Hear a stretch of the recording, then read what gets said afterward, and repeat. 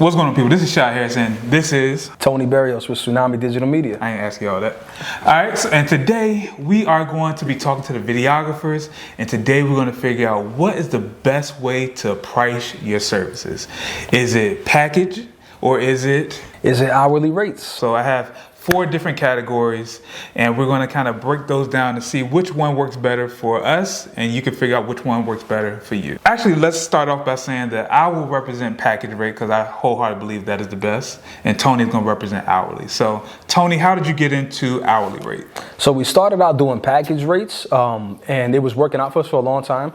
It still does to an extent, but the focus is more on an hourly rate. Just based on, when we're breaking out line items and that sort of thing with specific clients, it just makes more sense to break it out to certain people when they're looking at their project and where the dollars are going for each project. A lot of clients do like that. Packages have worked out in the past, but the bulk of our work today has been based on hourly rates. And the reason that I actually chose package rate is because when I first started out, I was definitely hourly. I was pricing out everything per hour. But then I realized that my prices were all over the place when I'm pretty much shooting the same thing. So a specific package for deliverables.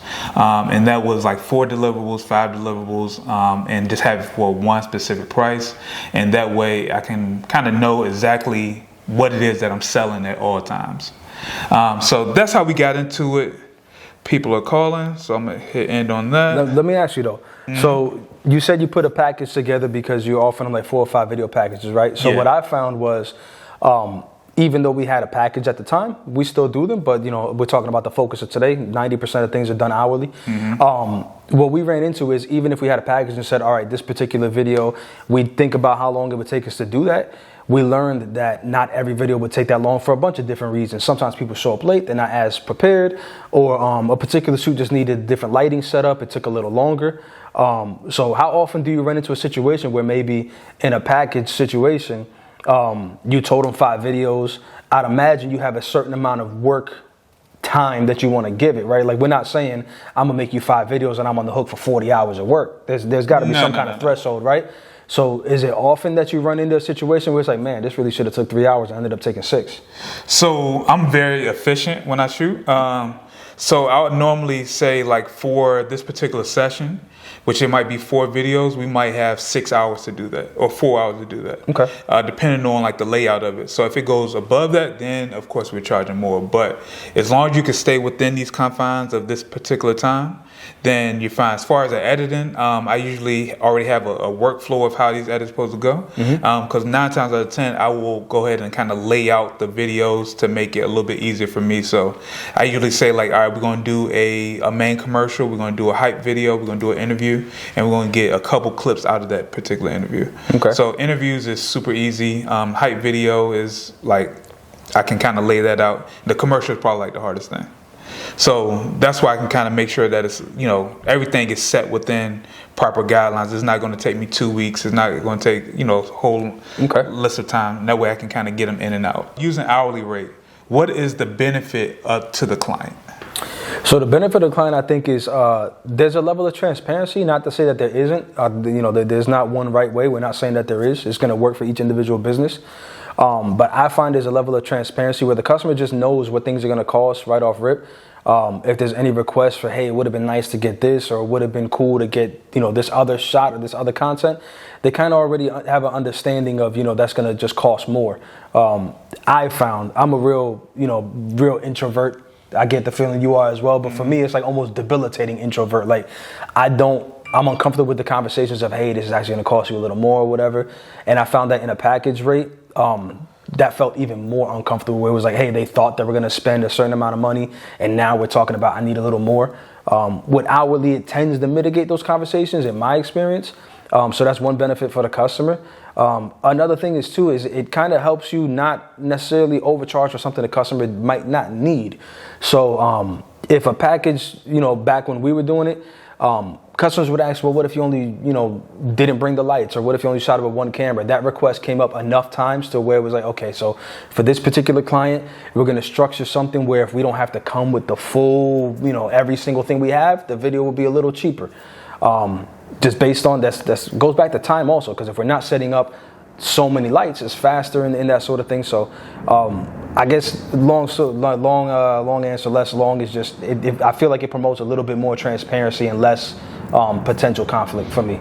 And I think for me, when it comes down to client, I feel like when they reach out and we kind of talk about what it is that they're trying to do, they know that the price is the price. So it's not any fluctuating of, this or that. The only way it's fluctuating if you go outside of the parameters that I set. So like I said, if it's originally scheduled for, because when I do their proposals, I do everything, like kind of lay everything out. Like you'll get, lights, audio, it's one shooter. If it's two shooters, then that's more. And then you get, a 4-hour block of time. So as long as your stuff kind of fits within that, so that lets them know that, hey, you're not going to waste my time.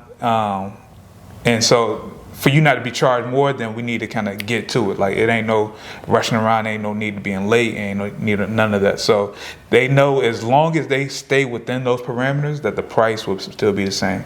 All right, so let's talk about workload. So workload / time spent. So do you feel like shooting hourly, you're doing more work, or when it's packaged, do you feel like you're doing more work, or is it the same amount of work, you just compensated differently? It's the same exact amount of work. I will say, kind of circling back a little bit, but still staying on this particular question. The workload, as far as it pertains to the customer when you're dealing with hourly, requires a lot of integrity and a lot of trust, because people can mess around and tell you I spent 10 hours editing it and it was 2 hours. Right. So there is a relationship you have to build, and I feel blessed that the people we work with, they know that we don't play around with that. If we said it's 3 hours, it was 3 hours. And we've done so many projects too that, in a way, even though we inform every project by hourly, it kind of does come across as a package though, because we've done so many that I could tell a client, if you want this particular type of video, I showed them an example and say, 2 locations, boom, boom, boom. This is what it's going to cost. We've done so many of them that I could just tell you that's how long it takes. Right. I know the general price. These days, I want to say almost, it's never. Like we don't ever go to something and say, just give me a blank budget, and I'll let you know on the back end how many hours it took. Yeah. Like that's not necessarily, like I could tell you how long something is going to take to edit. Even stuff we worked on. Like I kind of thought it was going to take 3 hours, and it did. It took 3. Right. Just because we've done so many. And I feel like for me, I do probably spend a lot more time on projects. Actually, I won't say that, because I'm a person that kind of like has processes and workflows for everything I do. So a lot of things I do, it could be super quick if I kind of attack it very quickly right after the project. But I know sometimes it could take longer, just depending on. I ain't gonna say that. That's some bullshit. It's pretty quick. I get what you're saying though. Quick. I get what you're saying. If there is no time limit, because I have this problem. I don't want to speak for everybody, but as a creative person that loves what he's doing, if I had no time limit, I'd spend 40 hours on every project, because I'm always going to find something to tweak and something else Yeah. So I could see it taking a little longer. I get the question now. Something can take a little longer. Yeah. I don't necessarily do too many tweaks, and I'm very big on the pre-production. Like I kind of map out a lot of times, like the shots, like if we're doing interviews, I have all the questions mapped out. So everything is kind of mapped out. So when it actually comes down to shooting, everything is shot pretty quickly. And then when it comes to editing, I already have a workflow of how that's supposed to go. So my processes and everything save me a lot of time. So that's why it kind of works for me, because I don't want to spend so much time on a project where it's taking, weeks and months. So like I'd rather, get it out, because the client is more so into speed. So they want to, shoot it on Monday to be done by Friday, and then they can put it out by the following Monday. Mm-hmm. So since I know that, I try to make sure my processes kind of fit that frequency. Okay. So it just kind of works better in that way. Okay. All right. Last one is, what do you feel makes the most money, package or hourly? What are your thoughts? Since you're the person that did both, or we both did both, but I've found today, so there is differences in where you're at in business. In the beginning, packages made significantly more money for us. We found that particular clients, specifically federal government clients, the larger ones, they demand the hourly rate, and we end up, those are the bigger projects. So today, that tends to be the way where we find the most amount of money. And it's not so much that the clients we're working with kind of they lean into that. That's kind of what they've wanted for the most part. And like I said, we still budget every project and tell them we think it's going to take this long. But the business just kind of shifted that direction because our clients kind of forced us to shift that direction. Yeah. Okay. And I feel like for me, as far as what was the original question? All right. I feel like it's me as far as what makes the most money. I would probably have to say hourly probably makes the most money, just because the way I kind of price things is for me to kind of get my foot in the door, and then I upcharge after that. Okay.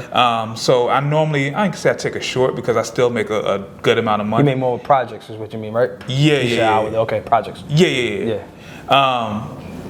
So I price to kind of get my foot in the door. So I price something that I can kind of sustain for a longer period of time. So some people might charge, say my go-to package is a 1 to 3 minute commercial and then 3 short form videos, which are, like your TikTok reel style videos.